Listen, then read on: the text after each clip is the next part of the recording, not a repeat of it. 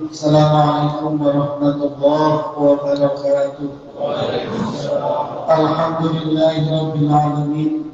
Wassalatu wassalamu ala sayyidil mursalin sayyidina wa habibina wa syafi'ina wa maulana Muhammadin wa ala alihi wa sahbihi ajma'in, amma ba'du. Khususan man sannaba hadzal kitab rahimallahu ta'ala wa nafa'ana bihi wa bi ulumihi wa bi ulumihi wa bi ulumihi wa bid daraini amin. Al-Fatihah. أعوذ بالله من الشيطان الحمد لله رب العالمين الرحمن الرحيم مالك يوم الدين إياك نعبد وإياك نستعين اهدنا الصراط المستقيم صراط الذين أنعمت عليهم غير المغضوب عليهم ولا الضالين آمين. Bismillahirrahmanirrahim. Para asatidz, para jemaah sekalian, masih melanjutkan kitab Al-Mukhtasar Munir fi Tadbir Rizq karangan dari Al-Imam Ibnu Athaillah As-Sakandari. Kita masih membahas mengenai dalil-dalil yang Allah tetapkan untuk kita semua berkaitan dengan masalah rezeki. Yang ini gunanya agar manusia punya ketenangan, punya kenyamanan, punya keyakinan, punya keimanan, punya kepercayaan terhadap urusan rezeki. Ayat yang pertama itu adalah Az-Zariyat ayat 57. Ayat 56, ayat 57. Wa ma khalaqtul jinna wal insa illa liya'budun. Ma uridu minhum min rizqin wa ma uridu an yut'imun. Innallaha huwar razzaqu dzul quwwatil matin. Itu Az-Zariyat 57 58. Sudah kita bahas. Ayat yang keduanya adalah ayat surah Ar-Rum ayat 40.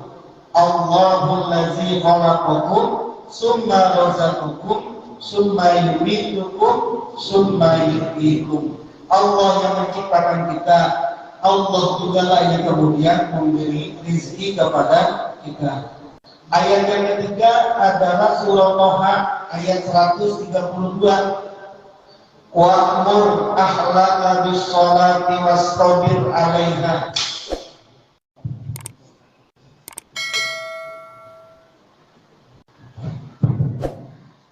Ayat yang ketiga adalah Toha, surah Toha 132.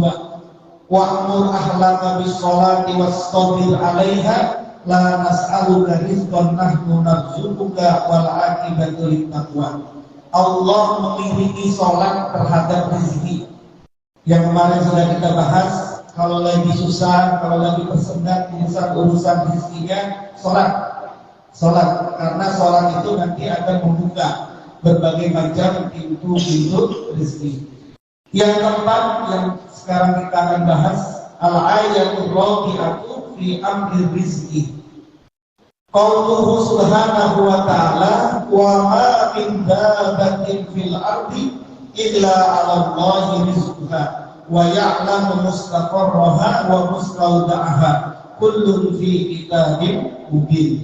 Surah Hud ayat 6. Ini ayat yang keempat yang untuk menerangkan, menyatakan tentang rezekinya Allah. Ayat ini sudah sangat dikenal sama kita, bahkan sudah hafal ayat ini. Wa ma min dabbatin, tidaklah ada dari siapapun yang melata, apapun yang melata fil ardi, di muka bumi ini. Tidak ada satupun yang melata di muka bumi ini, makhluk Allah yang melata di muka bumi ini, illa kecuali Allah, di atas Allah rizquha, rizkinya si dabbah. Rizkinya si dabbah yang melata aja semuanya ada rizkinya. Tidak ada satupun yang terlewat yang tidak diberikan rezekinya oleh Allah. Wa ya'lamu mustaqarraha, dan Allah menegaskan di sini, Allah juga tahu tempat tinggalmu. Jangan berpikiran ini dalam kamu rezeki apanya asal kali malaikat katanya. Enggak, wa mustawda'aha, tempat dimanapun kamu pergi, manapun kau berada dimanapun, tahu semua Allah itu. Kullun fi kitabin mungkin, semuanya semuanya sudah ada di kitabnya Allah yang sangat jelas. Sudah ada di catatannya. Sudah ada di catatannya. Nah, ini akan diterangkan oleh Ibnu Athaillah tentang ayat 6 surah Hud ini. Fahazihil ayat surahat bidhamanil haqqi rizqi. Ayat ini sudah sangat jelas mengandung jaminannya Allah, mengandung jaminannya Allah rizki terhadap urusan rezeki. Udah jelas ayat ini. Ayat ini terkait dengan jaminannya Allah untuk urusan rezeki. Wa qata'at quludal hawajis wal khawatir an qulubil mu'minin. Sekaligus ayat ini memutus datangnya hawajis dan khawatir dari hatinya manusia. Hawajis itu lintasan nafsu, ide-ide nafsu atau bisikan-bisikan nafsu itu namanya hawajis. Kalau mau didetailkan lagi, hawajis ini bagian dari khawatir. Jadi kalau dalam ilmu tasawuf, khawatir itu ada 4. Ada khawatir robbaniyah. Khawatir itu lintasan hati. Ide atau lintasan hati namanya khawatir. Jamak dari khawatir. Masuk ke Indonesia khawatir. Khawatir itu khawatir. Jadi apa? Lintasan hati. Nah, khawatir ini yang pertama robbaniyah. Lintasan hati yang namanya lintasan hati ketuhanan. Robbaniyah. Lintasannya dari Allah, idenya langsung dari Allah. Kalau khawatir robbaniyah ini dikelola dengan baik, maka khawatir robbaniyah akan jadi ilham. Kalau ilham ini dikelola dengan baik, kita semua ini mampu untuk menangkap ilham, maka ilham ini akan berwujud kasful hijab, menyingkap hijab. Sesuatu yang tidak terlihat menjadi terlihat, kasful hijab. Kalau kemudian ini dikelola lagi dengan baik, maka puncaknya menjadi ma'rifatullah, makrifat kepada Allah. Ini pembahasan sendiri kan ini. Nah, khawatir yang kedua namanya khawatir malakutiyah, lintasan hati malaikat. Khawatir malakutiyah ini kalau dikelola dengan baik, maka ini akan menjadi ilmu laduni. Ilmu yakin, ainul yakin, hakul yakin. Contoh misalnya, para seniman atau penyair. Seniman ini rata-rata mendapatkan khawatir malakutiyah. Dia mendapatkan ide-ide. Maksud jauh-jauh misalnya, ini yang ada di sini nih. Ini kan saya sendiri kan nggak pernah belajar desain belum pernah sih dari desain kan, desain interior kan nggak pernah kan. Tapi kemudian kan terlintas, oh ini masjid kalau dikasih gini cakep nih, kalau nanti kemudian dikasih kayu gini cakep nih, kalau nanti itu warnanya begini cakep nih. Padahal nggak tahu kalau ditanya, emang bagaimana teori desain interiornya, nggak paham ya. Tapi kalau kemudian dia langsung tahu, oh ini masjid kasih begini, oh ini masjid kasih begini, oh kemudian ini seninya seperti ini. Nah, itu namanya khawatir malakutiyah. Itu yang dilakukan atau yang sering didapat oleh para seniman, oleh para penyair, oleh para penyair seniman itu. Pujangga itu namanya khawatir malakutiyah. Yang ketiga namanya khawatir nafsiyah, yaitu lintasan-lintasan nafsu. Nah, inilah yang kemudian disebut dengan hawajis. Nafsu itu beda dengan yang lainnya. Kalau nafsu itu sebelum dia mau melakukan udah ada nafsu, lagi melakukan ada nafsunya, setelah melakukan ada nafsunya. Nafsiyah itu sesuatu yang sudah direncanakan sama dia, itu nafsiyah. Beda dengan khawatir yang keempat, namanya khawatir syaitoniyah. Kalau khawatir syaitoniyah itu lintasan hati setan, itu lintasan hati yang dia sifatnya langsung saja gitu. Sesuatu yang sifatnya mendadak. Contoh begini. Kalau ada orang korupsi, bikin proposal, kemudian di markup, itu bukan setan itu. Itu bukan setan itu nafsiyah itu nafsiyah, itu nafsiyah. Itu nafsiyah, bukan syaitan, bukan syaitoniah, itu nafsiyah, nafsu itu. Setan nggak bisa ini proposal, nggak bisa ini paham itu. Nah itu nafsiyah. Nafsu ini dahsyat betul nafsu ini. Nafsu ini dia mau melakukan ibadah ada nafsunya, lagi melakukan ibadah ada nafsunya, setelah melakukan ibadah ada nafsunya. Makanya nafsu ini, khawatir nafsu ini, ya kata Nabi jihadul akbar. Nah, kita ini pasti punya lintasan ini, Datanglah kemudian khawatir dan khawatir kita ini, datang kepada kita semua ini. Waduh besok mau puasa belum punya uang lagi, nanti puasa bagaimana ini, terus nanti gimana urusan ini, nanti bagaimana urusan lebaran, kan ada khawatir itu. Nah, kalau ada khawatir kayak begini, maka ayat ini yang memutus datangnya khawatir tadi. Jadi ayat tadi wa min dabbatin ini semestinya dapat memutus datangnya khawatir dan khawatir. Biar apa? Biar nanti tidak ada yang korbanin. Ini kan kalau kemudian kita khawatirnya dan khawatirnya terlalu tinggi, maka kemudian nanti kita bisa mengalahkan apa saja. Milih mana, belain mana, sholat tarawih berjamaah atau urusan bisnis nanti. Kan mestinya urusan bisnis, karena dalilnya ada tarawih mana lagi malam bisa dia. Iya kalau nanti malam tarawih juga. Khawatir kita nih, khawatir kita ini yang terlalu besar. Nah ketika khawatir ini datang, maka yang memutus datangnya ini adalah ayat tadi wa ma min dabbah. Fa'in waradat ala qulubihim asbabud dunya karrat alaiha juyusul imani billah wasiqatihi fa hazamatha. Kalau datang ke hati kita semua asbabud dunya, sebab-sebab dunia tadi tuh, besok lagi mau puasa, belum punya ini, nanti dekat lebaran makin grogi lagi, banyak banget tuh. Maka kalau siapa yang menghalangi ini, yang membimbing kita ini kemudian tidak tetap khusyuk, puasanya tetap khusyuk, tarawihnya tetap khusyuk, tadarusnya tetap khusyuk. Siapa yang memutus ini? Yang memutus ini adalah juyusul imani billah wasiqatihi, pasukan-pasukan iman dan kepercayaan dengan Allah. Kemudian inilah yang akan menghancurkan pasukan-pasukan atau asbabud dunia. Orang itu kalau nggak punya kepercayaan, lemah dia. Pasti itu lemah itu. Kan sering saya contohkan. Bapak mau puncak, nggak punya uang, lemah itu kepercayaan diri kita.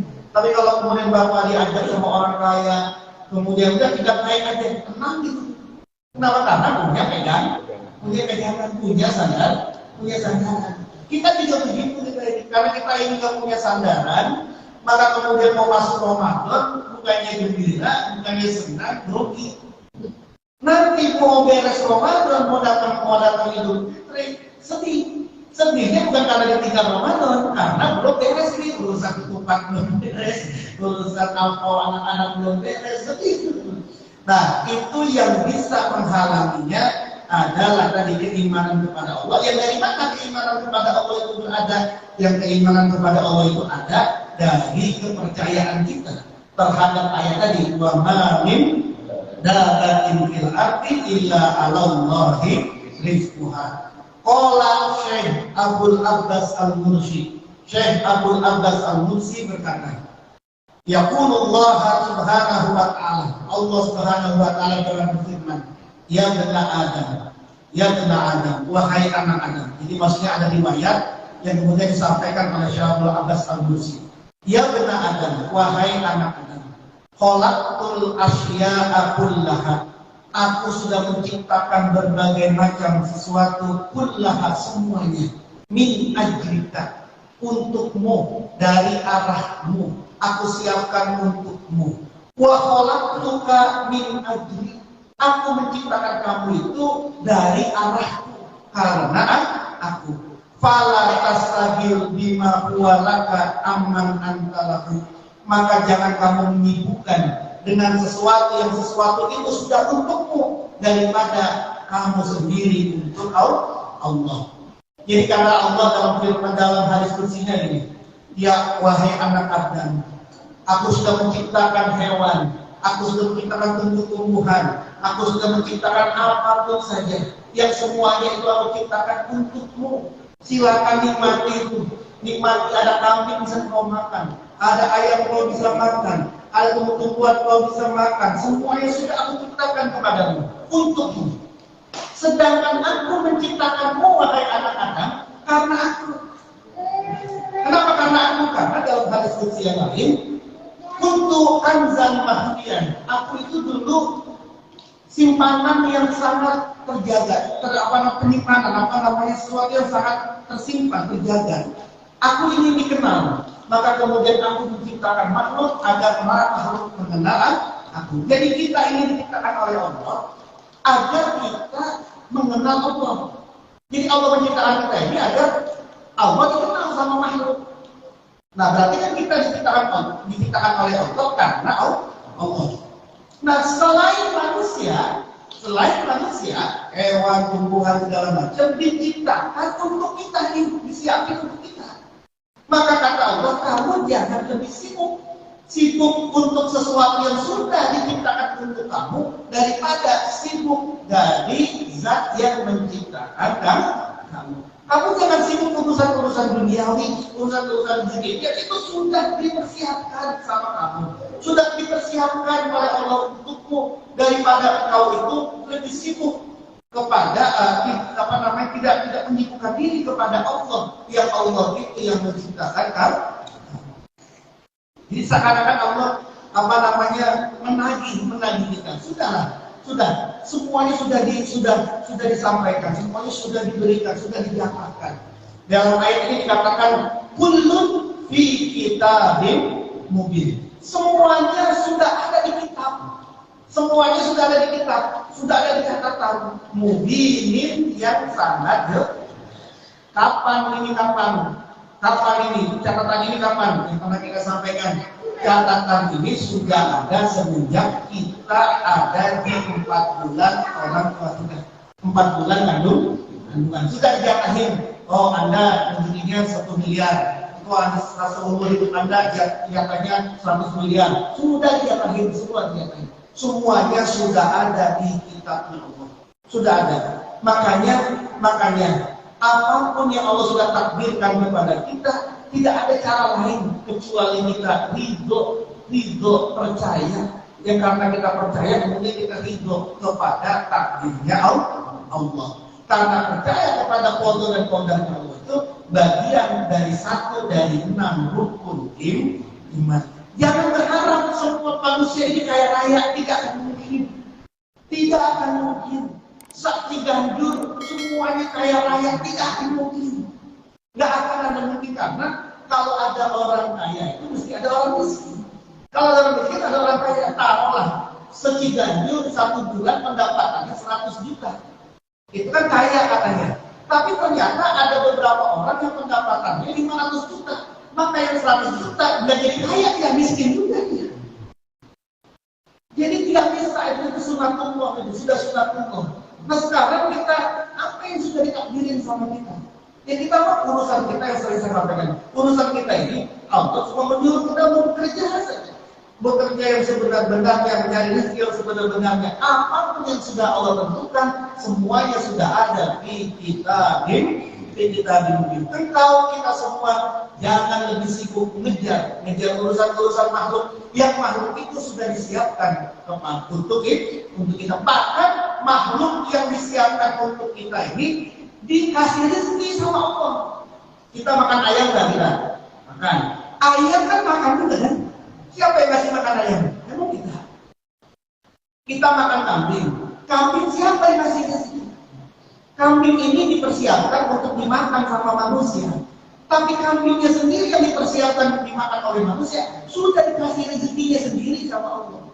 Jadi kalau kambing aja, hewan saja, tanaman saja yang derajatnya lebih rendah dari manusia, semuanya sudah ditanggung rezekinya oleh Allah. Bagaimana manusia yang semulia-mulianya makhluk, walaqad karramna bani Adam. Bagaimana dengan manusia? Semuanya juga sudah diatur rezekinya. Cicak itu kan apa namanya, binatang yang merayap. Lawannya nyamuk itu terbang. Gimana coba yang merayap kemudian makanannya yang terbang? Kalau bukan Allah gerakkan itu nyamuk untuk mendekat kepada cicak, kemudian cicak mati itu. Iya, kalau sesama yang terbang bisa dimakan. Ini yang satu merayap, cicak ini merayap, nyamuknya terbang. Tapi rezekinya cicak ini adalah nyamuk. Siapa yang menggerakkan nyamuk itu menuju ke cicak? Kalau bukan Allah. Cicak aja diperhatiin sama Allah, rezekinya cicak aja diperhatiin sama Allah. Apalagi manusia yang tinggal dibenahi dari kita ini cuma keimanan Tuhan. Karena keimanan kemudian kita punya kepercayaan, keyakinan kepada Allah. Kalau udah punya keyakinan kepada Allah, terjadilah dalam diri kita ketenangan. Kalau sudah tenang, maka semuanya bisa menjadi baik. Tapi kalau sudah tidak tenang, sudah nggak berarti. Ntar lagi mau puasa, rezekinya belum ada, nggak tenang, sudah mikir siapa yang buat colong, duit siapa yang buat eko, duit siapa yang buat kilap dulu. Ini bagaimana caranya nih? Mau halalnya, sudah nggak tenang itu, sudah tidak tenang itu, sudah tidak akan bisa tenang. Nah, ayat ini menjelaskan hal seperti itu. Wa ya'lamu mustaqarraha wa mustawda'aha. Allah tahu tempat tinggal kita di mana, tempat penyimpanan kita di mana, semuanya itu sudah Allah tahu. Allah tahu. Bahkan di beberapa kitab itu pernah diceritakan begini. Ada seorang ulama pengen membuktikan ayat ini. Wa ma min dabbatin, ini pengen betul dibuktikan. Lalu ulama ini masuk ke dalam gua yang jauh dari perkampungan. Masuklah dia ke gua. Di dalam gua ini bilang, kalau benar ini wa ya'lamu mustaqarraha wa mustawda'aha, kalau Allah benar-benar tahu aku ditinggal di mana, aku ini ngumpet di mana, pasti Allah akan beri rezeki ke saya. Maka kemudian yang masuk ke dalam gua jauh dari perkampungan. Nggak lama ternyata ada hujan lebat yang kemudian membuat orang-orang ada perahu itu yang kemudian harus bersandar ke sebuah pulau ini di dekat gua. Maka kemudian orang-orang ini masuklah pedagang-pedagang ini yang harus dia menyandar ke pulau ini. Ketika dia masuk ke dalam gua, ada orang lagi tiduran. Kemudian dibilang, Pak, bangun. Diam dia. Padahal dia tahu diam dia. Kenapa? Karena nggak mau interaksi. Saya diam. Nanti kalau saya nyaut, berarti ada interaksi antara saya sama dia. Berarti ada ikhtiar dari saya. Nggak diam aja. Lalu kemudian diambilin nasi, diambilin makanan, ditaruh di situ. Barangkali ini orang tertidur, kemudian ditaruh. Tapi kok dibangunin, kok dia sadar, tapi tidak bisa bilang, tidak bisa ngomong, jangan-jangan dia bisu di dia. Lalu kemudian kata dimakan juga, barangkali dia tak kuat saking lemesnya nih. Disuapin orang ini, kita suapin, dipegang palanya, disuapin. Ketika mau disuapin, baru teriak itu. Nah, ini dia nih. Saya nggak minta nggak apa, makanan udah mau masuk ke mulut. Terus kata saudara mana aja gua bimbang. Dia cuma mengetes. Sebab ketika makanan itu datang, dia gitu dia. Pak makan, tidak mau ngomong dia, tidak mau bicara, tidak mau ada interaksi. Karena kalau ada interaksi nanti akan ada sabab di sana. Didiam saja. Sampai kemudian dia mau disuapin sama para pedagang itu, baru dia, inilah itu. Untuk meyakinkan ayat ini, wa ma min dabbatin fil ardi illa 'ala Allahi rizquha. Yang cerita terkenal itu cerita dari Al-Imam Malik dengan Imam Syafi'i. Itu sangat masyhur cerita ini. Imam Malik gurunya Imam Syafi'i. Imam Malik bilang, ada hadis yang mengatakan lau annakum tawakkaltum 'ala Allahi haqqa tawakkulihi la razaqakum kama yarzuqut tayr tadru bimason wa ta'uhu bitonan. Seandainya kalian itu mau pasrah kepada Allah dengan sebenar-benarnya pasrah, maka niscaya Allah akan memberikan rezeki kepada kalian sebagaimana Allah memberi rezeki burung. Pergi dia dalam keadaan lapar, pulang dia dalam keadaan diponan, dalam keadaan kenyang. Kata Imam Malik, rezeki sudah tawakal nanti juga datang.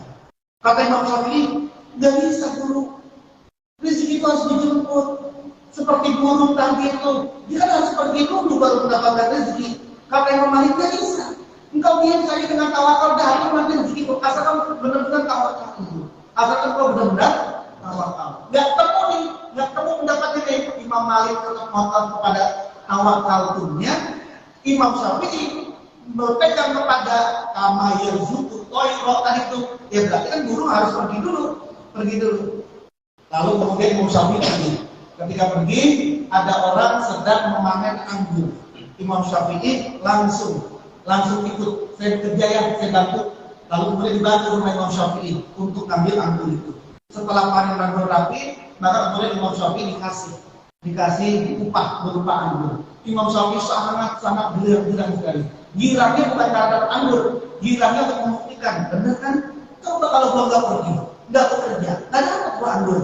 Guruku yang salah, begitu. Guruku yang salah. Buru-buru dia datang ke Imam Malik. Wahai Imam, saya dapat anggur. Ayo makan. Saya tadi kerja dapat anggur. Apa kata Imam Malik? Tadi saya berpikir, ya Allah, ini siang hari begini enak kali minum anggur. Minum perasa anggur. Mudah-mudahan ada yang mengantarkan. Ternyata engkau yang mengantarkan saya sini. Saya mengajar aja di sini. Dua-duanya itu dapat itu. Dua-duanya itu dapat.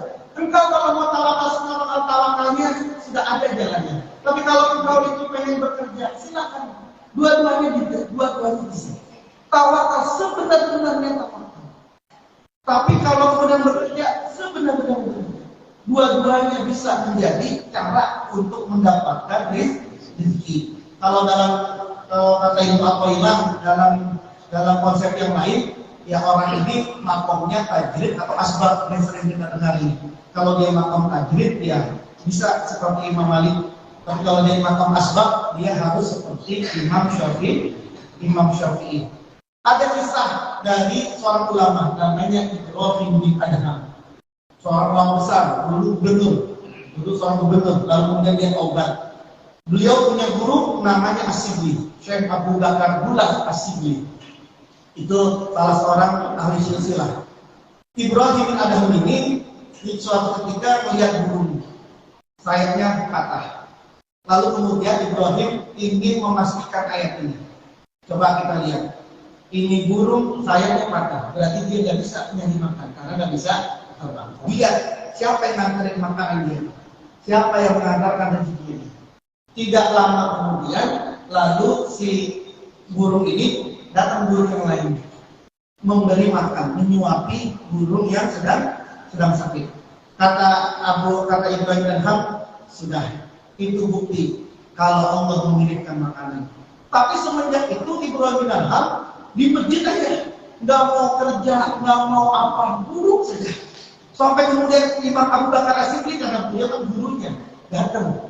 Abu Bakar Ibrahim, kau ini kenapa?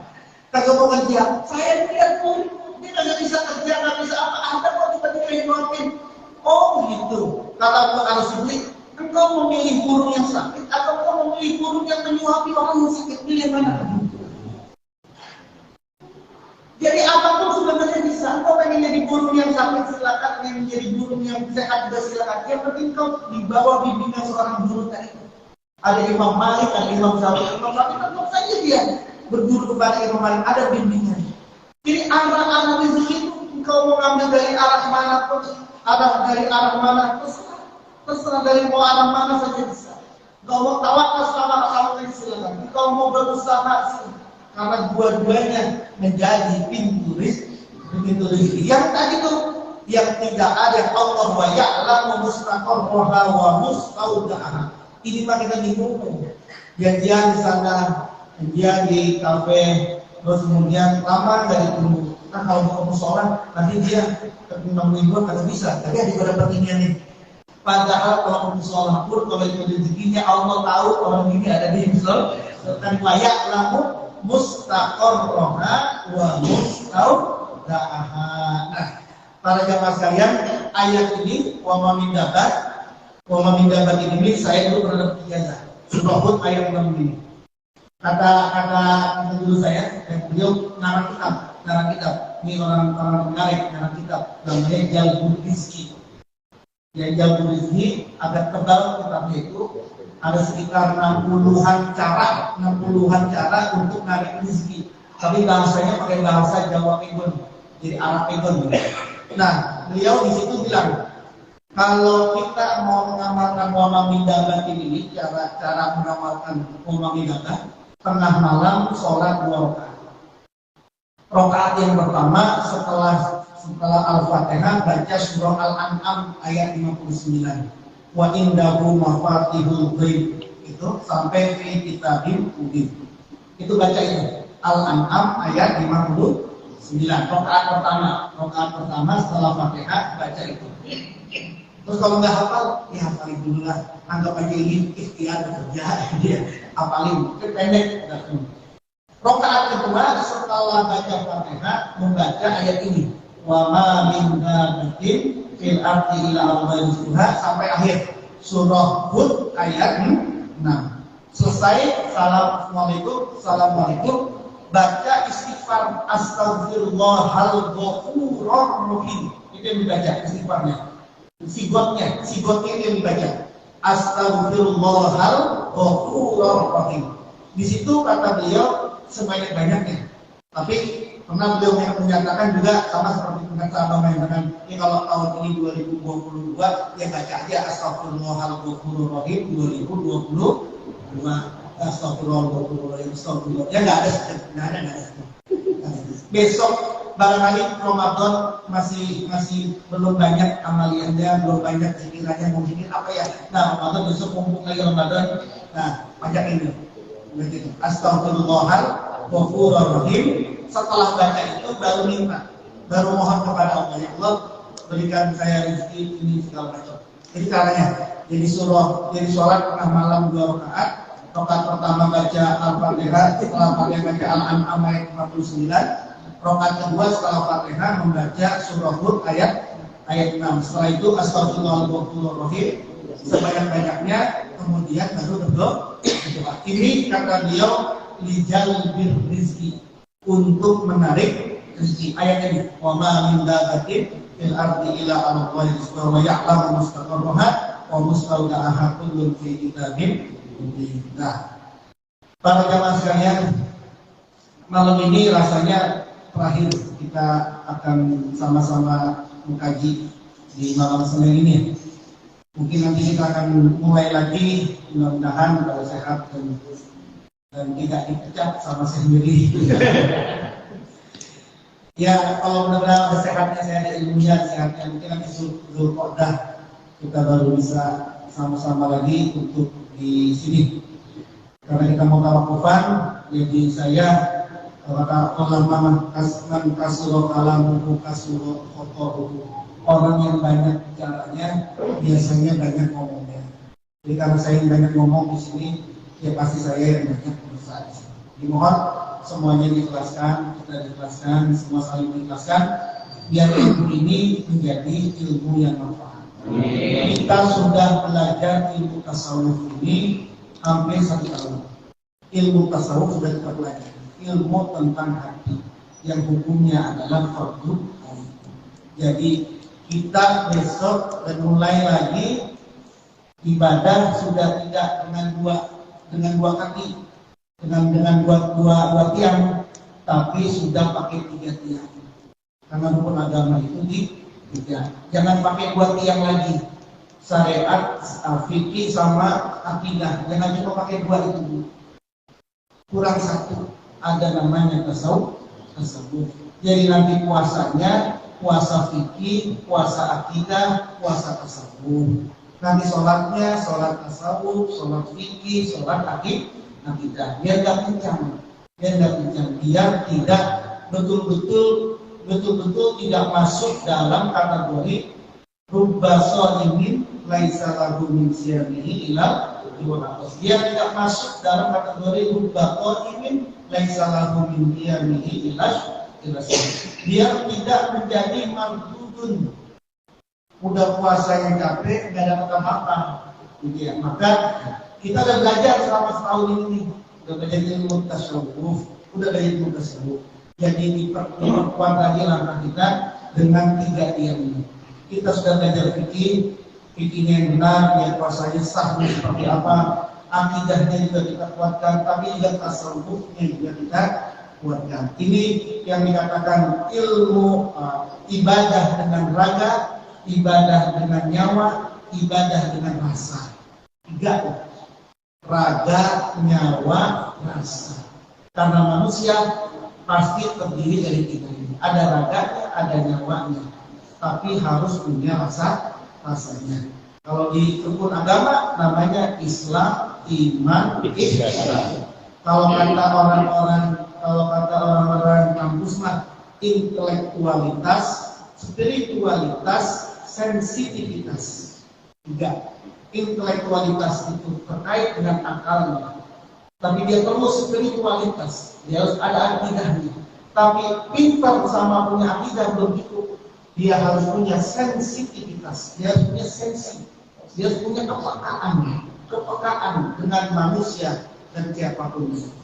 Puasanya puasa zahir, puasa batin, puasa raga, puasa nyawa, puasa rasa. Kan sering banget kita bilang ada puasa awam, puasa khos, puasa khawas. Mudah-mudahan semuanya diberikan keistiqomahan. Ada pertanyaan terakhir nggak yang mau didiskusikan? Silakan. Ada yang mau ditanyakan sebelum masuk isya?